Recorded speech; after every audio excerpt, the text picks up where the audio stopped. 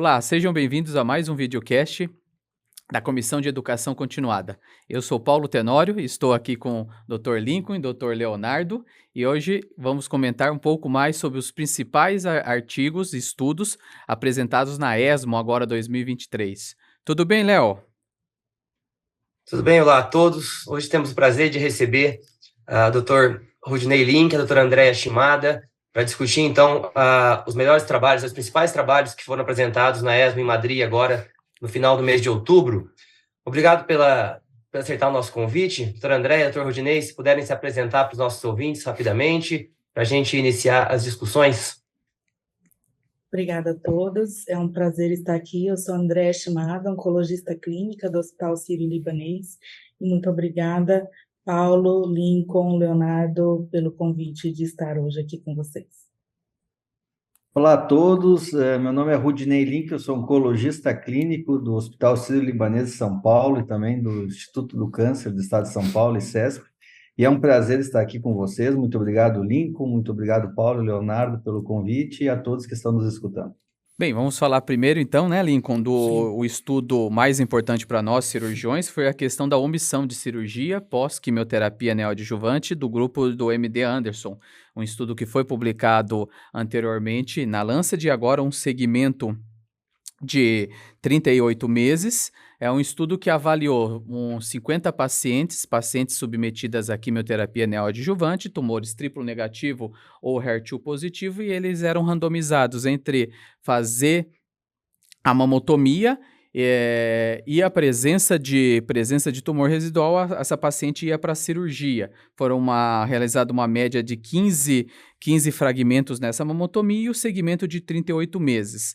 Importante dizer que nós achamos, foi encontrado 38% de ainda neoplasia residual das pacientes que foram para a cirurgia posteriori e 62% com PCR.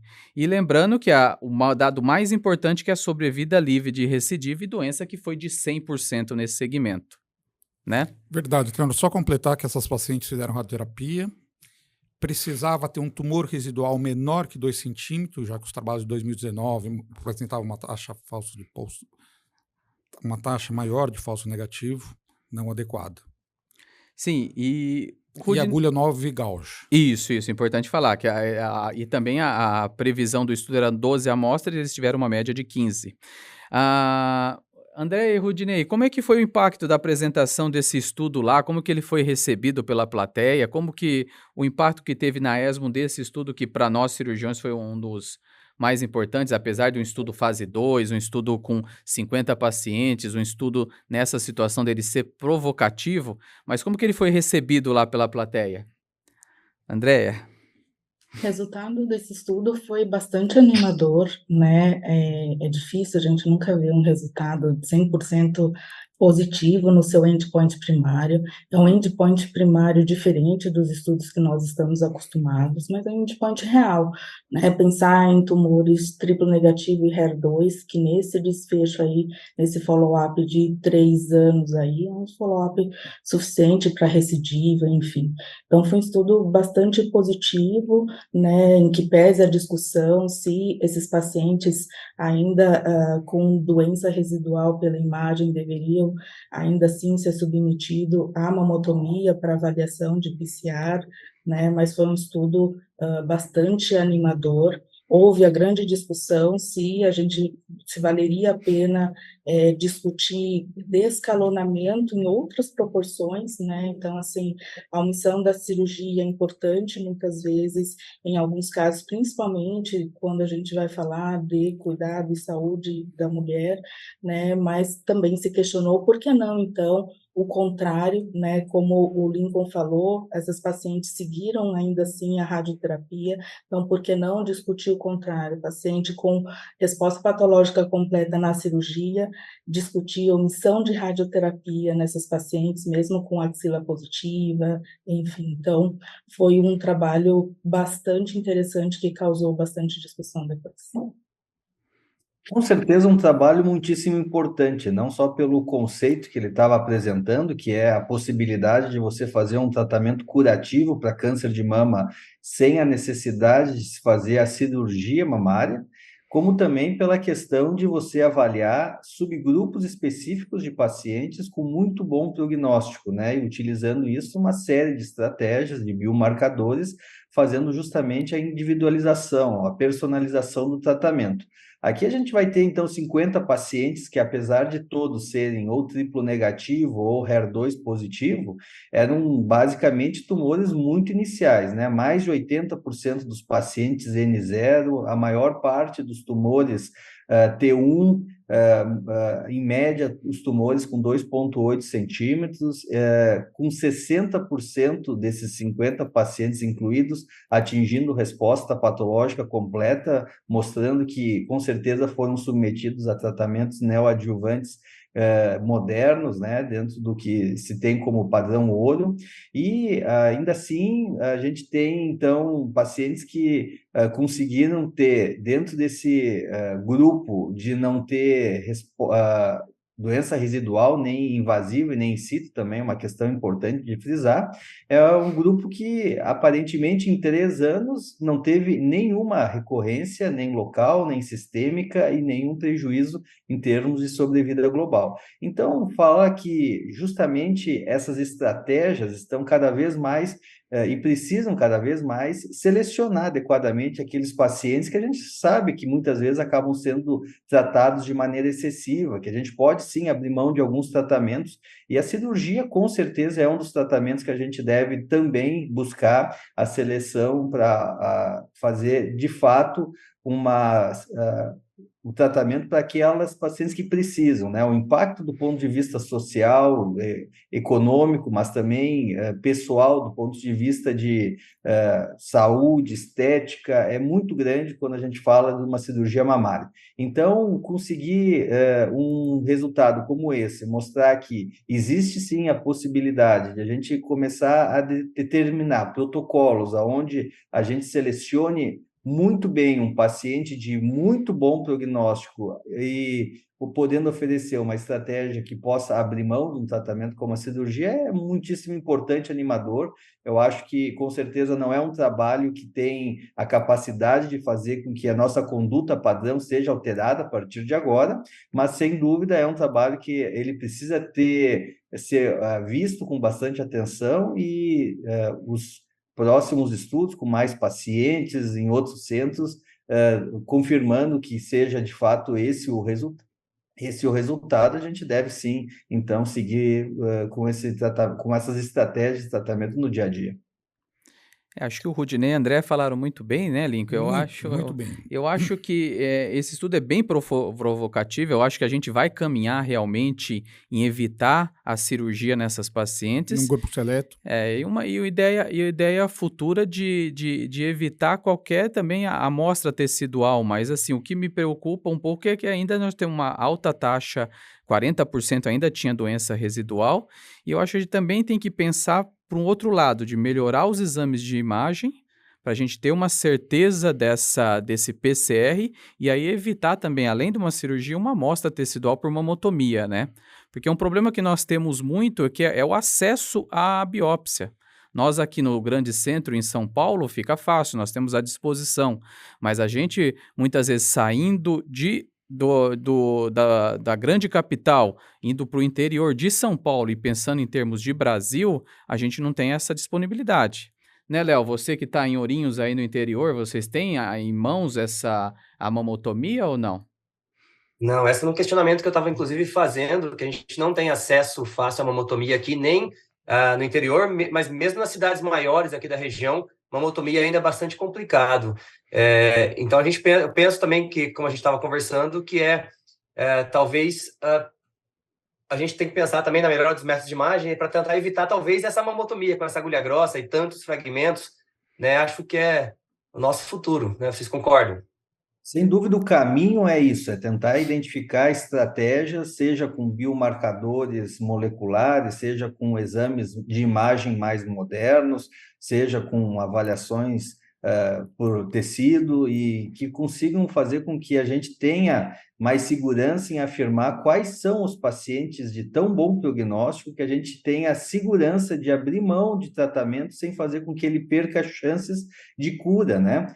E talvez isso envolva, por exemplo, esse mesmo estudo, ele teve sim a tentativa de identificar se células tumorais circulantes ou mesmo o DNA tumoral circulante seria uma forma de você conseguir identificar melhor os pacientes. Infelizmente, até pelo N do estudo, como também pela metodologia utilizada, talvez, a quantidade de pacientes que tiveram esses exames alterados foi bastante limitada, então difícil de a gente conseguir interpretar o quanto isso significa para a seleção de pacientes, mas é um caminho, né? E, na verdade, eu acho que a importância do estudo não é pelo protocolo que foi desenhado, mas é pelo conceito que está sendo determinado, né? A gente tem como seguir nesse caminho, o que é importante é saber selecionar os pacientes e utilizar as tecnologias que a gente tiver à disposição, talvez com radiômica, radiogenômica, como a gente falou em off aqui anteriormente, seja também uma estratégia, né? Tecnologia de imagem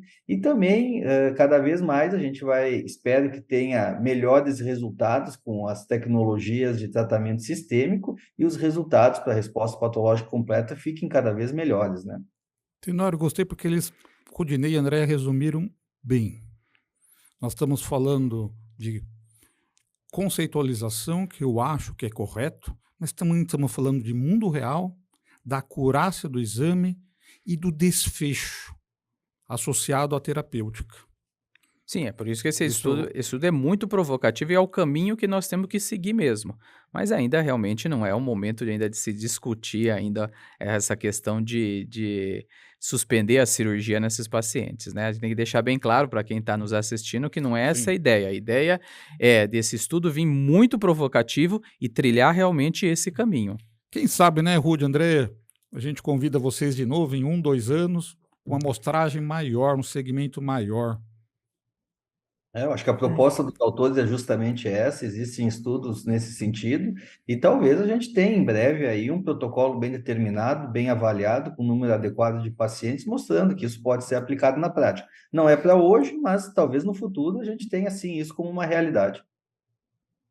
Ele levanta a questão de descalonamento de tratamento, instiga a gente a pensar em escalonar métodos melhores de imagem e descalonar métodos invasivos a ponto de que a gente tente fazer o menos para os pacientes que precisam menos, mas não deixar de fazer o que a gente precisa fazer naqueles pacientes ainda com doença residual, né? Lembrando, doença residual nesse subtipo triplo negativo e HER2 pode ser potencialmente uma doença bastante agressiva no futuro, se a gente deixar evoluir. E a chave nisso tudo está em biomarcadores, né? Porque hoje, para tumores triplo negativo e HER2, eu preciso da amostra tecidual, a presença ainda de tumor para adjuvância dos oncologistas. Então, eu acho que a chave tudo vai estar em biomarcadores, né? E nesse estudo tem outra coisa, Paulo.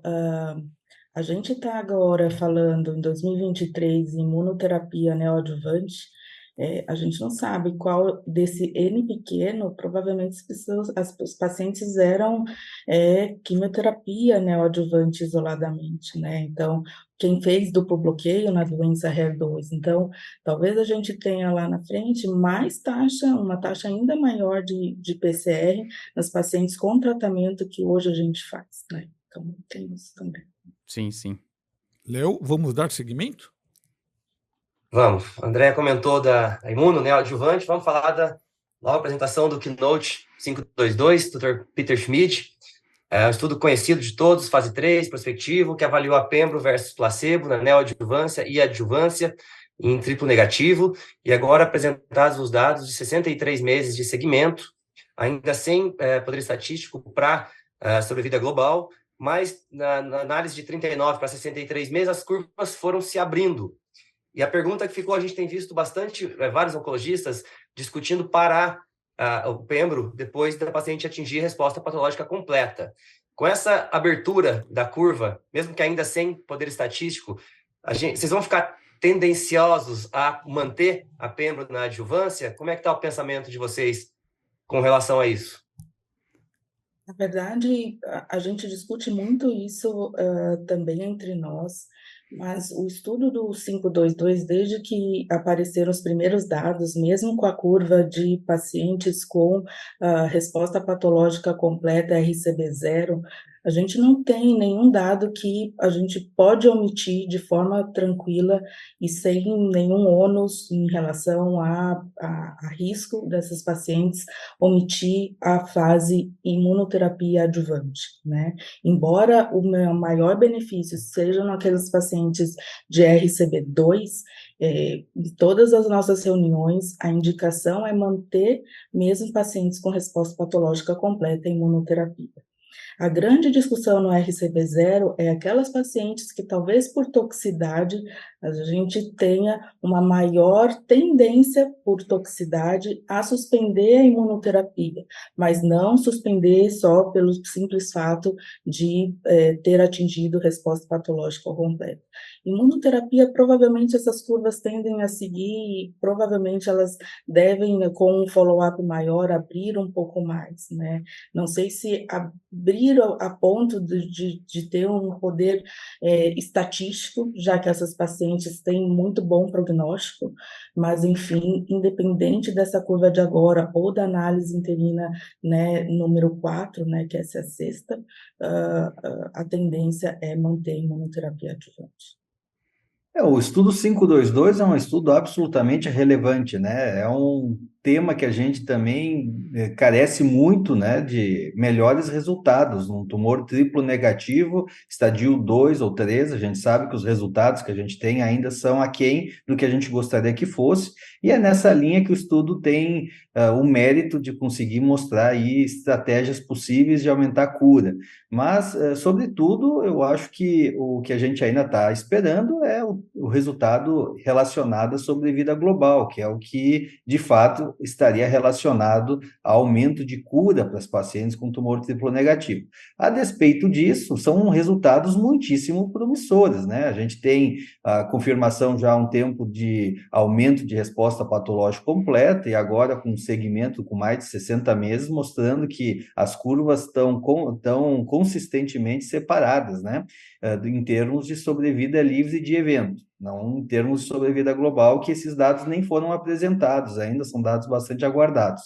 De todo modo, a gente tem algumas análises de subgrupo que conseguem nos dar algumas informações. Com certeza, a gente tem dentro desse grupo de pacientes, estadio 2 ou 3, alguns que podem ter um benefício se a gente descalonar o tratamento. Com certeza, a gente também tem aquele outro grupo de pacientes que a gente precisa ainda escalonar mais esse tratamento. E o desenho do estudo, por suas limitações, acabou ficando um tanto limitado em nos dar essa resposta. Quais são os pacientes que a gente pode abrir mão de fazer, por exemplo, a adjuvância com o pembro, da mesma forma como outra dúvida do dia a dia é: será que aquele paciente sem resposta patológica completa, a gente tem segurança de oferecer capecitabina ou eventualmente inibidor de PARP, se ele for BRCA germinativo alterado? A gente não tem essas respostas pelo protocolo, existem sim, então, algumas deficiências, né, na forma como ele foi conduzido, mas é um estudo que tem seu mérito. Eu acho que ele aqui confirma que os dados são realmente muitíssimo promissores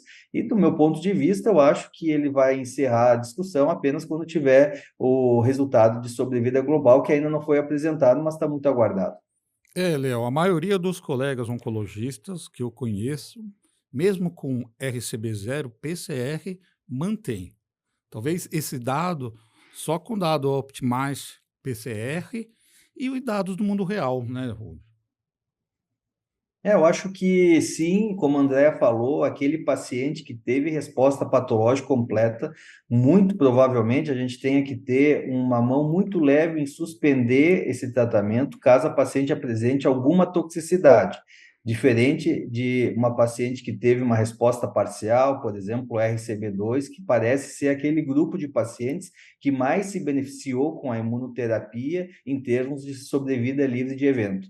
Mas não é um dado definitivo, né? É uma subanálise do estudo, sim, é promissor, mas eu gostaria de ter uma informação mais precisa para definir que esse seja realmente o caminho, mudar o protocolo dessa maneira, porque a gente está vendo esse subgrupo. Eu acredito que não, acredito que a gente precisaria ainda de mais informações para ter essa segurança. Eu, do meu ponto de vista, em relação até pelo risco de perda de benefício e também de alteração do risco de toxicidades, costumo indicar o 522 dentro do protocolo que foi desenhado no estudo clínico.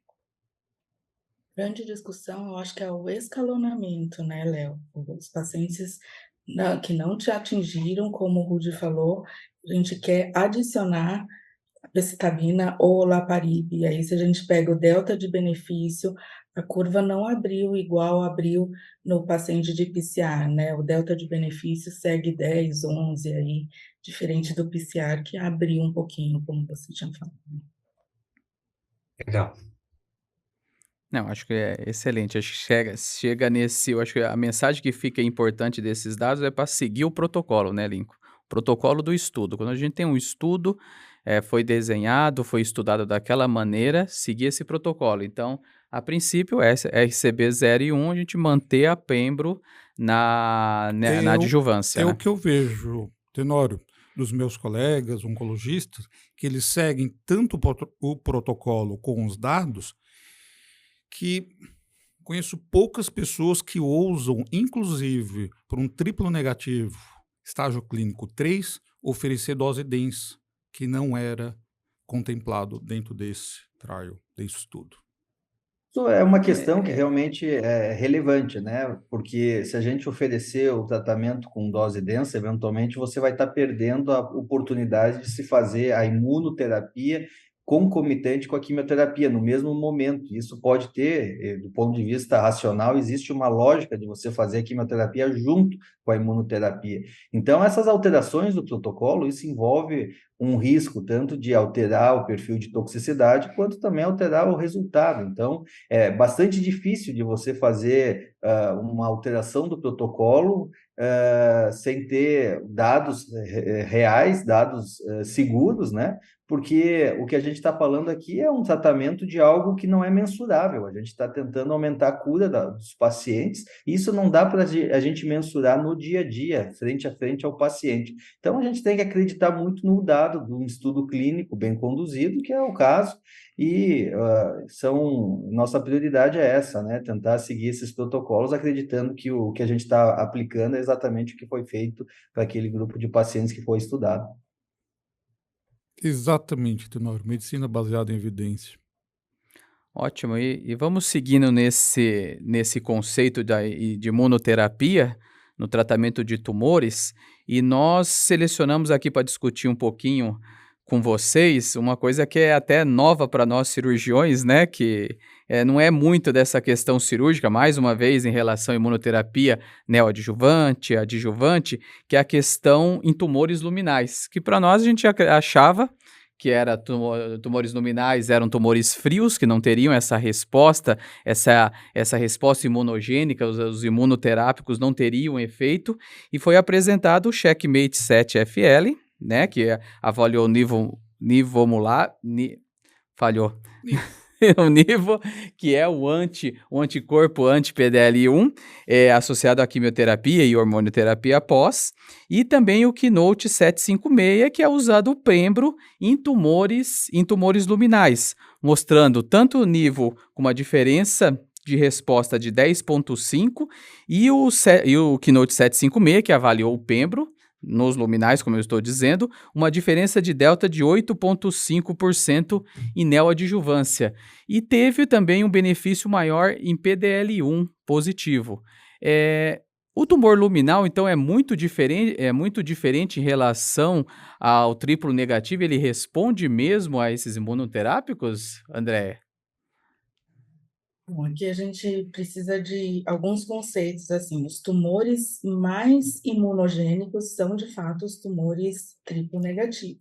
Se a gente olhar a taxa de resposta à quimioterapia, esquecendo imuno, quando a gente olha a taxa de resposta após quimioterapia neoadjuvante, a gente vê respostas muito maiores nos tumores mais agressivos, como os tumores triplo negativo, do que na doença luminal. Então, quando a gente fala em resposta à imunoterapia, a gente tem que lembrar assim, que os tumores de maior imunogenicidade vão ser os maiores respondedores. Os primeiros trabalhos de imunoterapia em doença luminal, eles foram todos negativos. O que a gente conhece na mama são os dados positivos do tumor triplo negativo.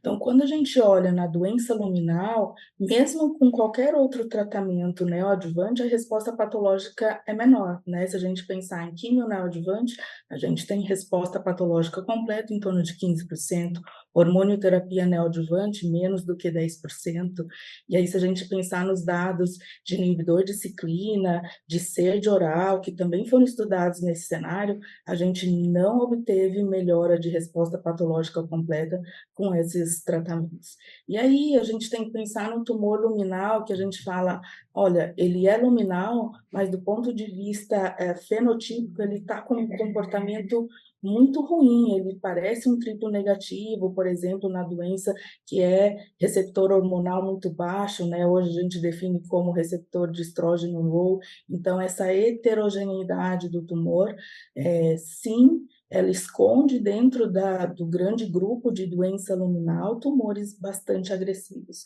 O grande quê da questão é como a gente vai conseguir encontrar de que maneira a gente consegue selecionar, se é através do subtipo intrínseco molecular, de que forma a gente consegue definir qual aquele paciente que vai se beneficiar melhor dessa estratégia, desses dois trabalhos que foram muito bonitos, apresentados em paralelo, né?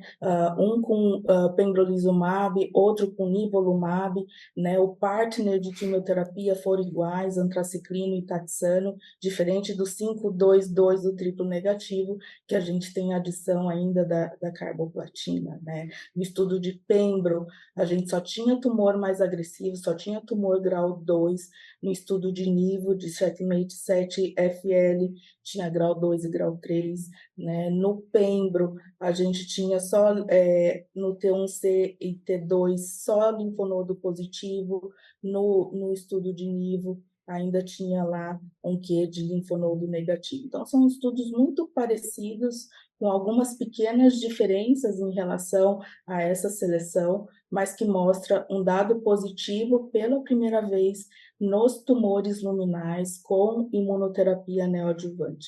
Em que pese isso, a gente está falando de um benefício adicional de PCR, mas isso não chega além dos 24%, que foi exatamente o mesmo número aí nesses dois estudos, né, Rudy?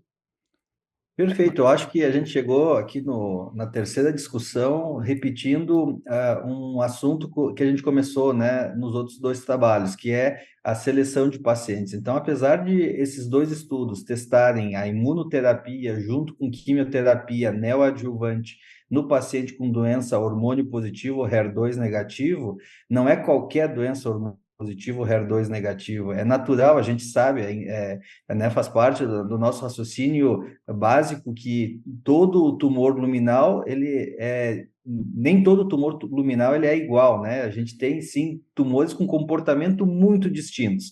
Então, acho que esses dois estudos determinaram aqui estratégias um pouco diferentes, mas com esse objetivo, de tentar identificar aquele tumor que ele é hormônio positivo, HER2 negativo, mas ele tem um comportamento mais agressivo. O 756 com pembro, ele determinou, então, que eram pacientes com tumores estadio 2 ou 3, obrigatoriamente grau histológico 3, e o estudo do nivolumab, o CheckMate, ele acabou definindo um pouquinho diferente, porque além de tumores grau histológico 3, ele também identificou, né, incluiu um grupo de pacientes que do meu ponto de vista, bastante interessante. Aquele paciente grau histológico 2, de 1 a 10% de positividade para receptor estrogênio.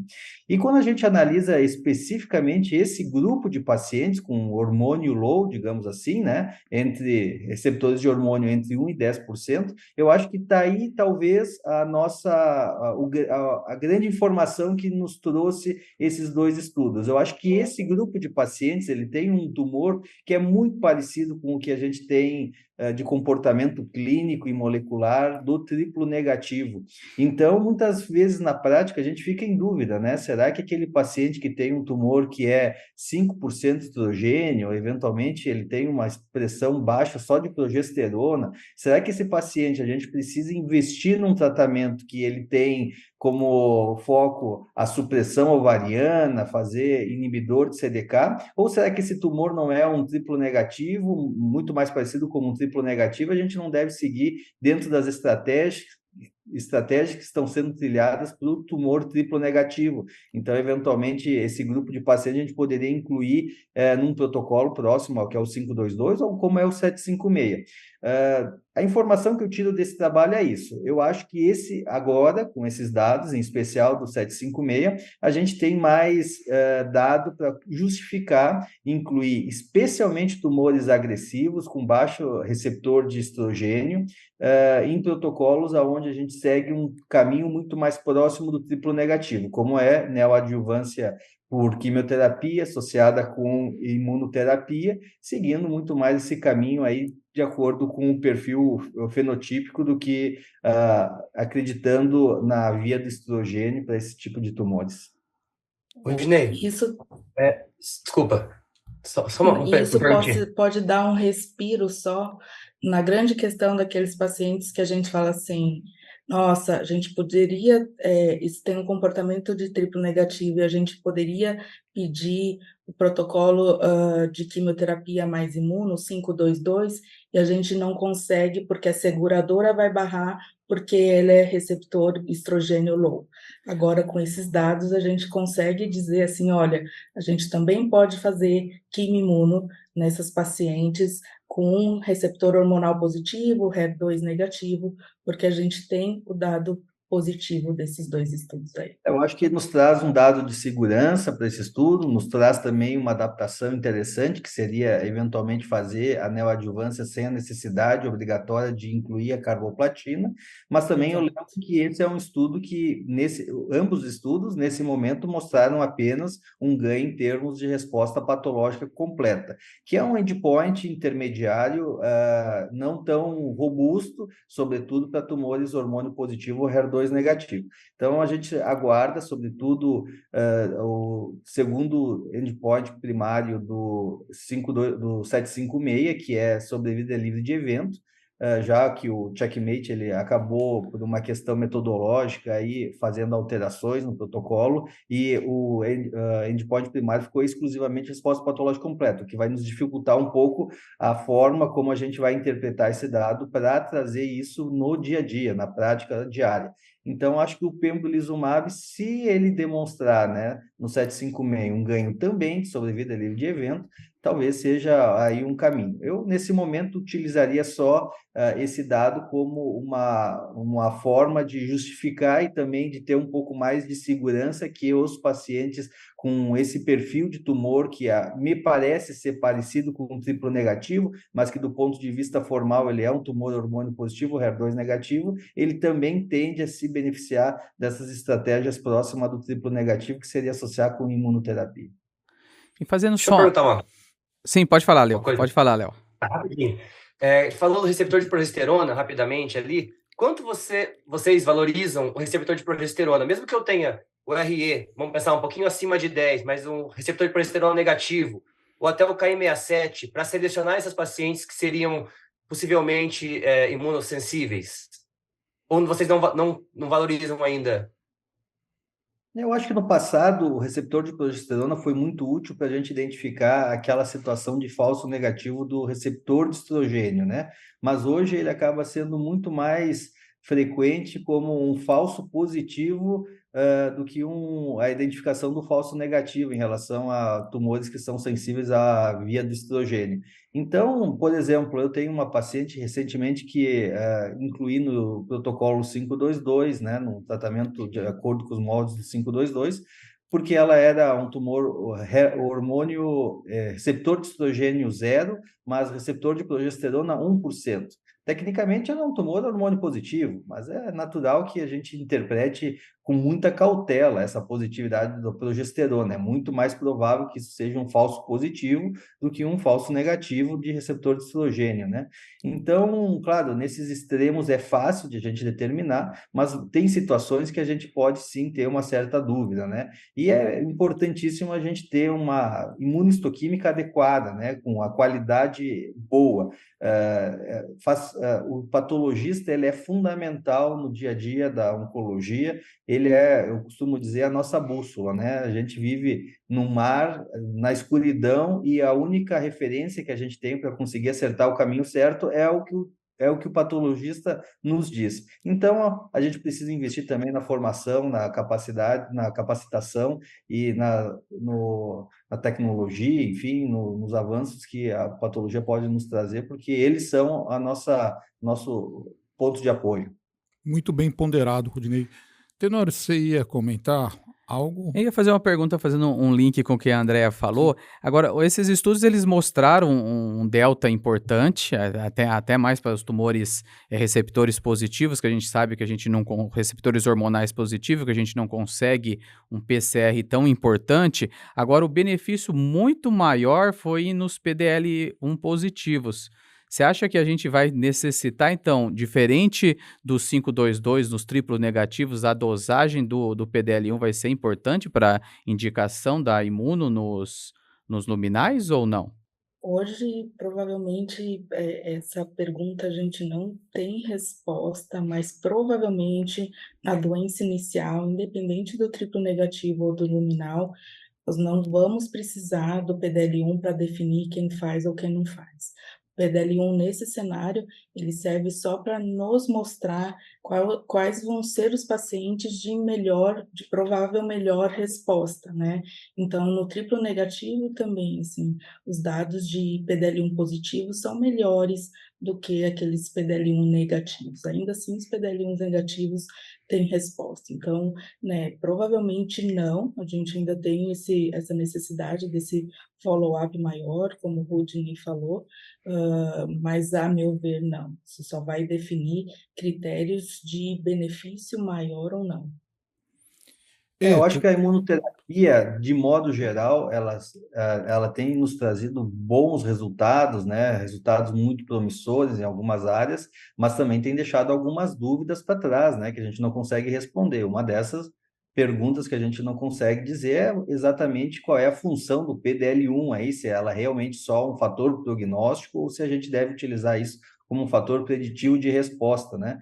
O dado do 522, onde o benefício de quem é também PDL1 negativo, ele tem um benefício, talvez até um ganho do ponto de vista da resposta patológica completa maior do que aquele PDL1 positivo, é um tanto estranho, né? A gente fica com aquele dado ainda um pouquinho sem conseguir encaixar em dizer qual é o motivo para a gente ter esse dado um pouco discrepante do que a gente sabe em relação aos outros estudos de imunoterapia em câncer de mama, mas, enfim, acho que são avanços que a gente tem, mas que acabam tendo aí perguntas que ficam em aberto, que talvez a gente consiga justificar em estudos posteriores. Nesse momento, acho que é como o André falou, isso aí parece ser um fator de prognóstico, não que consiga nos dar, na ausência de PDL1, nos dê a segurança de que vai ter ausência de benefício, então não dá para utilizar isso para excluir o paciente do tratamento, mas, de todo modo, ele pode ser importante para a gente também, em situações de dúvida, conseguir ter mais ou menos tendência a oferecer um protocolo que pode ser, eventualmente,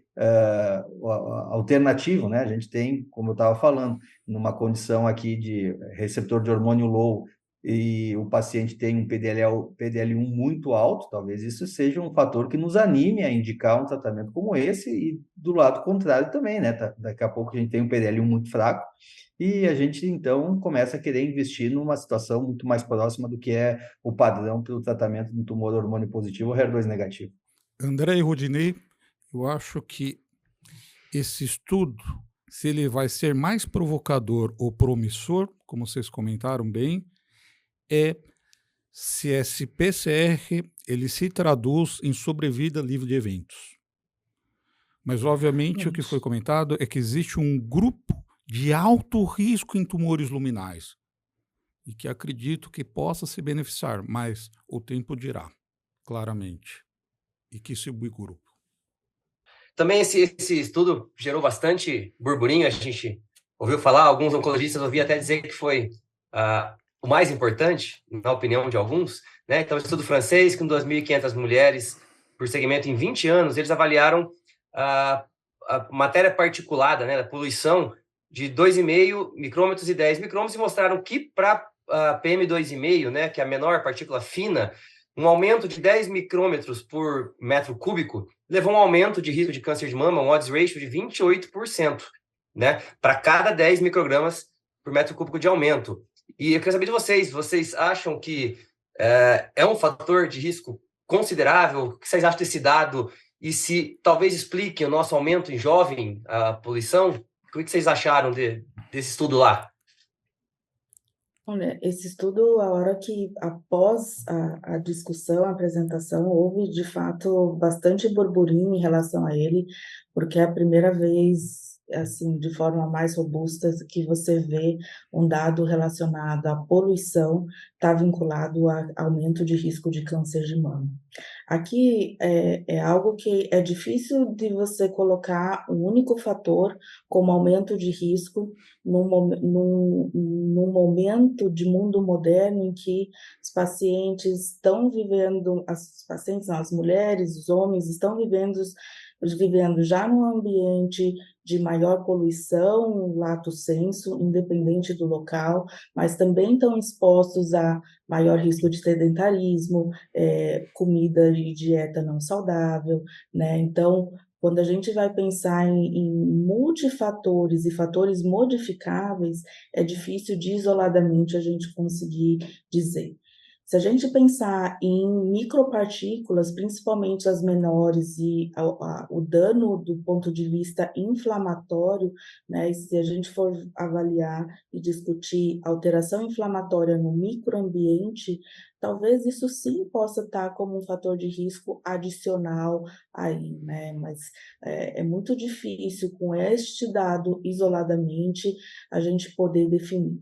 É claro que ali ele foi discutido como um trabalho muito importante, pensando na saúde global em relação a políticas e fatores modificáveis que a gente possa discutir, políticas públicas em relação ao que a gente consegue fazer em redução de poluição, né? E aí tem impacto não só em outros tipos de tumores e outras doenças relacionadas à poluição, cigarro, e isso também tem impacto em câncer de mama.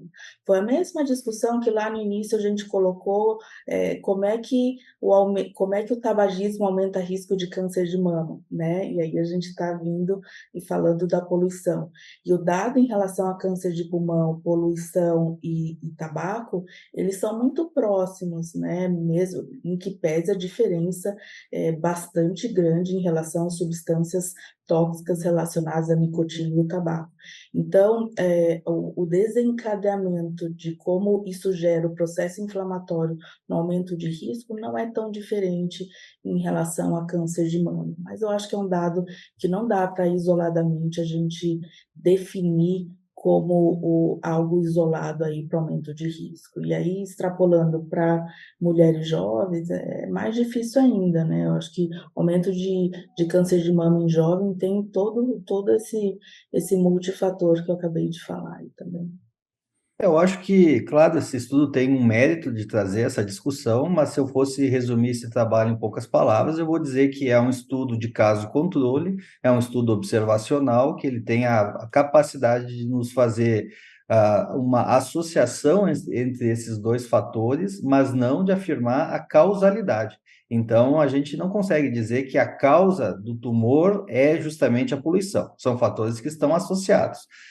Com certeza existe, sim, fatores da vida moderna que estão associados ao risco de câncer de mama, né? Isso é visível pela própria distribuição da doença no mundo, né? Se a gente pegar os países com maior desenvolvimento socioeconômico costumam ser países com maior risco de câncer de mama, mas muito provavelmente isso é um conjunto de alterações dos hábitos de vida das pacientes que geram esse risco. Então, não sei se esse dado, de fato, ele consegue nos dar uma informação precisa. Também me parece que, como a Andrea falou, isso é um dado que ele deve ser analisado para saber se realmente isso é a causa do câncer de mama ou se isso não, eventualmente, é apenas uma associação espúria, né? De repente, até porque esse é um dado de um estudo muito maior que, com certeza, coleta dados, uma quantidade enorme de dados, milhares de pacientes, né? 2.500 mulheres. Então, quando você começa a espremer muitos dados, às vezes você pode ter resultados que são estatisticamente significativos, mas que não necessariamente têm um impacto mesmo, não que aquilo seja real, pode ser só uma associação espúria, e, por outro lado, até pode ser uma associação indireta, né? Pode existir um fator confundidor no meio do caminho que a gente não está conseguindo identificar. Então, acho que tem o mérito de levantar essa discussão. Existe sim a dificuldade, tá bom, a gente tem, então, um risco maior para situações onde a paciente está exposta a maior poluição, mas o que a gente consegue fazer do ponto de vista individual para esses pacientes? E também tem a questão de conseguir, antes de mobilizar grandes estruturas, desenvolver estratégias para confirmar se isso realmente é fator associado como causa ou só uma associação espúria, uma associação indireta que não necessariamente vai ter impacto se a gente mudar o fator em resultado para reduzir o risco de câncer, né? Então, acho que é um dado interessante, levanta o debate, mas precisa ainda um tempo maior investimento, uma cautela bastante grande em como utilizar essa informação para o nosso dia a dia de hoje. Bem resumido, que de fato é um estudo para reflexão, que metodologicamente necessitamos mais dados. E, Léo, se só o fator poluição fosse o determinante, várias cidades na Índia e na China iriam aumentar exponencialmente a prevalência e a frequência de tumores. Vamos passar para o cenário metastático, Tenório? Sim, sim. Vamos Léo. Estamos no... Opa, últimos minutinhos aí. Estamos nos finalmente. Vamos falar um pouco, então, da doença então, metastática. Acho um dos mais importantes, a atualização do DB04, né? 32 meses de segmento. Acho que todos também, mesmo nós cirurgiões, conhecemos esse estudo, um estudo fase 3, o trastuzumab deruxtecan em HER2 low, pacientes com receptor HER2, uma cruz ou duas cruzes, e que mostrou se manteve-se o benefício, tanto a redução de 40% na sobrevida livre de progressão, mantendo o risco relativo de 0,36, agora 0,37, e as taxas de toxicidade se manterem inalteradas.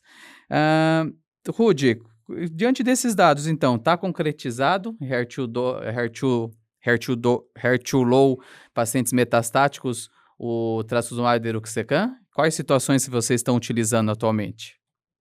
Com certeza, o trastuzumab deruxtecan é uma excelente alternativa de tratamento para tumores HER2 low, sobretudo tumores hormônio positivo. Então, esse dado confirma uma informação que a gente já tem muito consolidado na oncologia clínica, que é essa medicação consegue melhorar taxa de sobrevida livre de progressão, resposta objetiva, sobrevida global e também retarda o prejuízo em perda de qualidade de vida, né, que essas pacientes acabam tendo ao longo do período.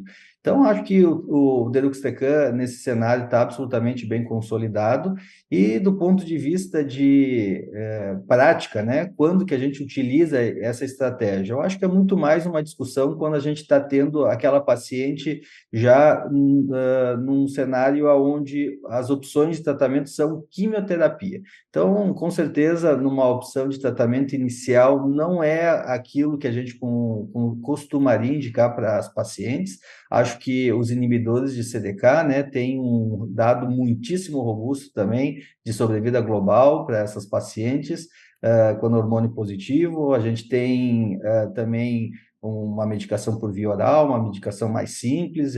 Então, acho que o cenário de tratamento hormonal com inibidor de CDK em linhas precoces para paciente hormônio positivo é também algo que não, nesse momento não está sendo discutido. Mas quando a paciente tem progressão, inibidor de CDK, quando a paciente já teve exposição prévia à quimioterapia, quando a gente começa a pensar em estratégias de quimioterapia de segunda, terceira linha, aí sim o deruxtecan mostrou um grande benefício. Eu acho que a gente não só vê os dados clínicos, os dados dos estudos clínicos, como também a gente tem uma série de pacientes no dia a dia que tiveram um grande benefício na utilização dessa estratégia. Tenório, Andréia, a próxima pergunta é para você. Considero que no cenário metastático, os ADCs tiveram grande brilho. Seja no sentido do uso, como o Rudy comentou, do TDXD após progressão para tumores luminais, seja para os casos triplo negativo HER2. Andréia, discute para a gente um pouquinho sobre um estudo muito comentado, que foi o TROPION-Breast01, que é o uso de um novo ADC, o Dato-DXD, versus a quimioterapia de escolha após primeira, segunda linha de progressão em tumor luminal metastático. Qual a importância desse estudo? O TROPION-Breast01, né, foi um estudo bastante esperado, né? A medicação é o datopotamab deruxtecan. Foi apresentado juntamente ele, logo em seguida, a mesma medicação em câncer de pulmão, né? E aí é TROPION-Lung01. E em mama, foi a Aditya Bardia que apresentou esse estudo de fase 3, então, em comparação, o datopotamab deruxtecan com quimioterapia. O datopotamab é um ADC anti-TROP2, então, ele é igual ao sacituzumab govitecan, então, que também é um anti-TROP2, né? E o payload é um inibidor de TOP1, topoisomerase. E esse dado foi bastante importante, porque esses pacientes tiveram, o braço controle foi quimioterapia, né, e aí podia ser eribulina, navelbine, gemcitabina, capecitabina, a grande maioria recebeu eribulina, eles não abriram muito esses dados, mas provavelmente porque, como eram pacientes que já tinham feito uma ou duas linhas de tratamento, né, as principais medicações tinham sido feitas nesse cenário. E o que esse estudo trouxe foi que mais ou menos 80% dos pacientes tinham feito inibidor de CDK4 e 6, lembra que o estudo para doença hormônio positivo HER2 negativo, né, em torno de 60% dos pacientes tinham feito uma linha de quimioterapia prévia, e a gente teve uma taxa de resposta objetiva importante, menos eventos adversos, grau 3, quando comparado com o braço de quimioterapia. Lembra que no cenário, não só no cenário metastático, mas especificamente nesse cenário que nós vamos ter tratamentos muito prolongados, a questão de menos toxicidade, melhorar a qualidade de vida é muito importante. A gente teve um menor número de interrupção e redução de dose no braço da topotamab deruxtecan, quando a gente compara com quimioterapia, com uma taxa de descontinuação por evento adverso bem próxima, em torno de 3% nos dois braços. Então, ele vem como mais um ADC aí. Os eventos adversos mais comuns foram náusea e mucosite, a grande maioria grau 1 e grau 2, mais ou menos 50%, um evento adverso diferente que é ressecamento ocular, né, olho seco, em torno de 20% dos pacientes. Então, ele vem como um novo ADC, né, bastante promissor também, com eventos adversos manejáveis, eventos um pouco melhor manejáveis do que o sacituzumab deruxtecan. Então, é um ADC bastante importante aí nesse cenário, né? Então, o que traz para a gente é que nesse cenário de doença luminal, a gente tem o dado aí de TDXD, que provavelmente é o nosso primeiro ADC nesse sequenciamento, e aí logo após, né, que a gente discutia antes do dado do Tropion, se a gente sequenciaria sacituzumab, e aí aqui cabe a discussão, então, qual dos anti-TROP2 a gente deve sequenciar aí, né, que talvez não caiba sequenciar 2 ADCs com o mesmo tipo de payload e o mesmo tipo de anticorpo, né, que o datopotamab é muito parecido com o sacituzumab, até este momento não parece ser uma grande ideia sequenciar esses dois. Mas sequenciar TDXD nesse cenário e depois ou datopotamab ou sacituzumab é algo bastante interessante nos pacientes luminais metastáticos. Mais uma droga positiva no cenário metastático luminal, que é difícil após a resistência por uma droga consagrada que é o inibidor de CDK4/6. Ele deve entrar, então, André, no uso prático mais para frente para vocês, numa progressão em segunda linha, terceira linha?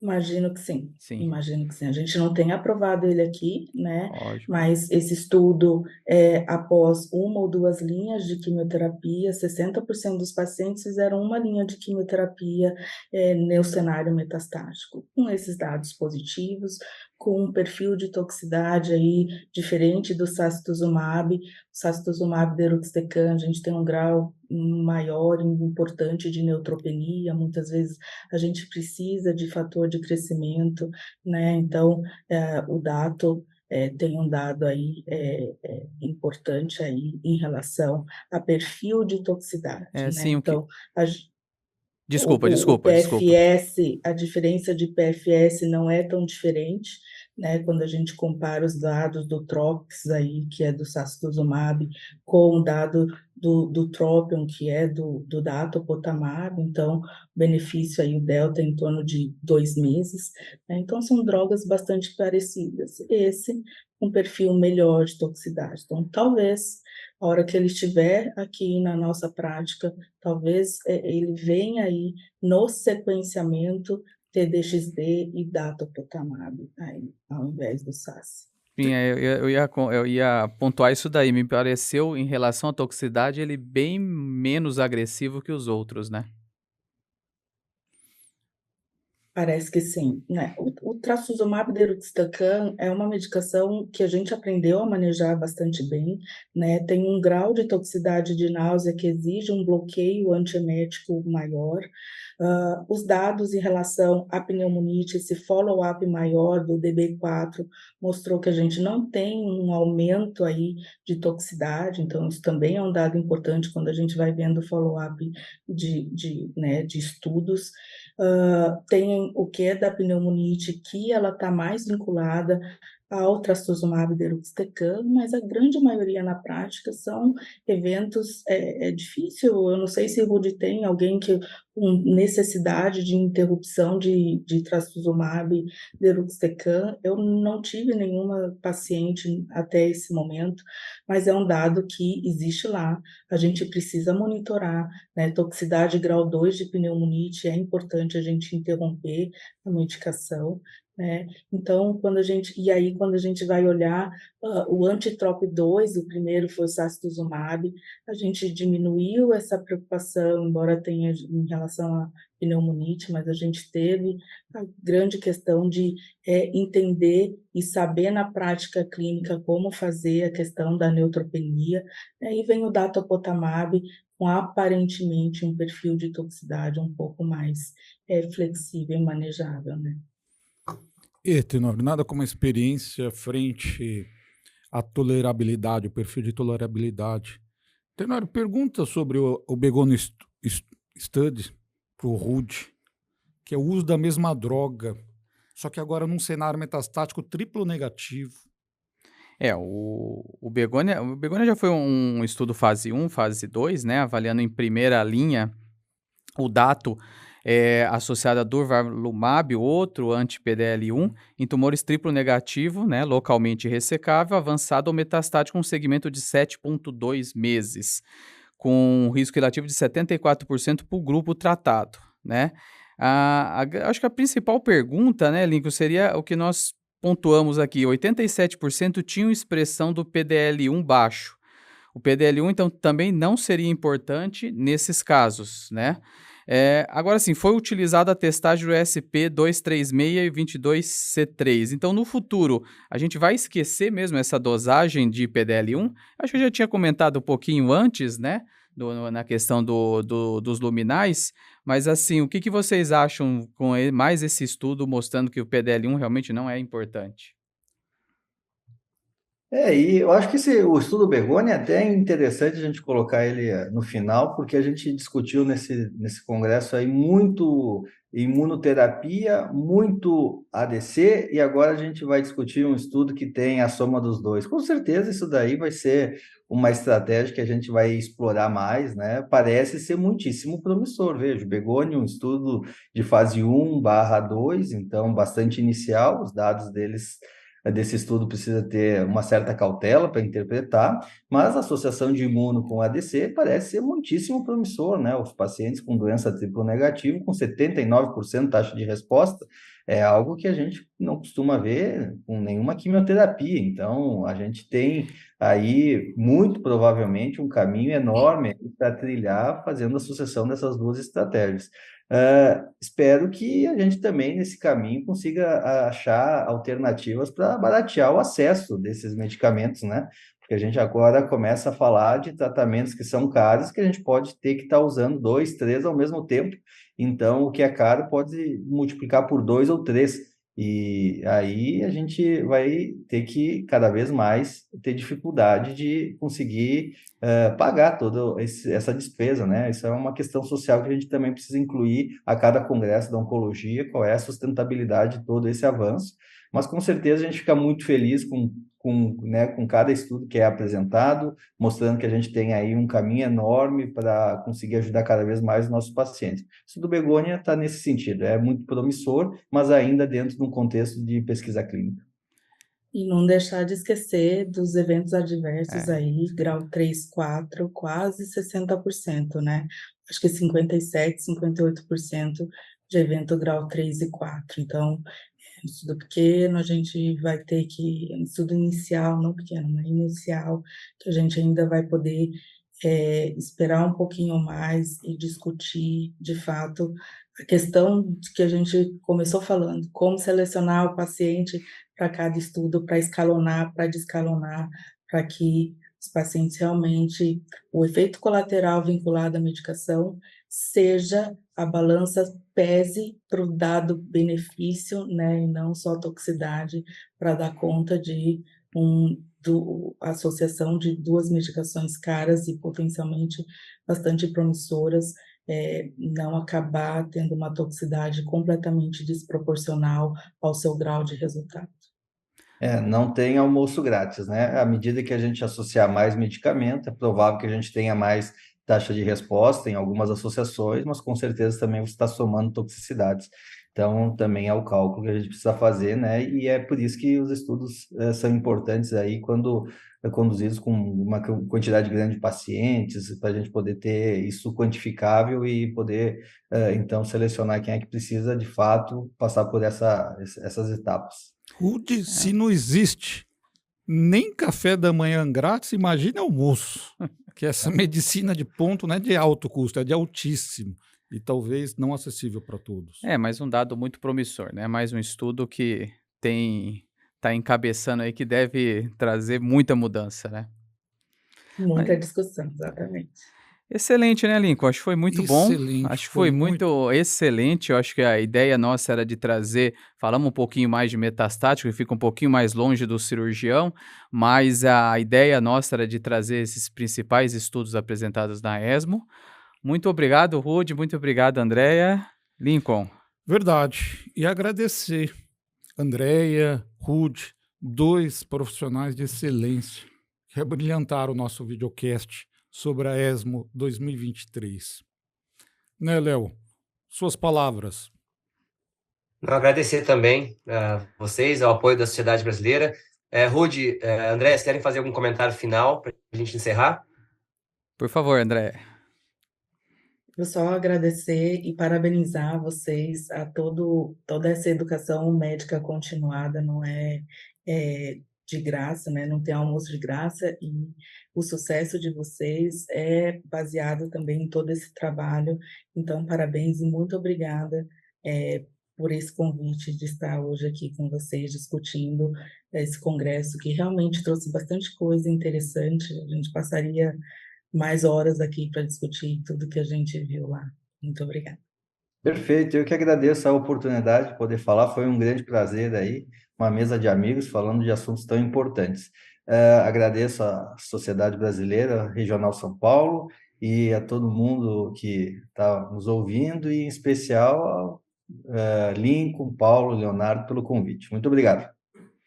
E muito obrigado a todos, vocês que nos acompanharam até agora, e continue acompanhando o nosso videocast no YouTube e o blog da sociedade, que sempre a Comissão de Educação Continuada está fornecendo informações atualizadas para vocês. Muito obrigado. Abraço a todos. Obrigada.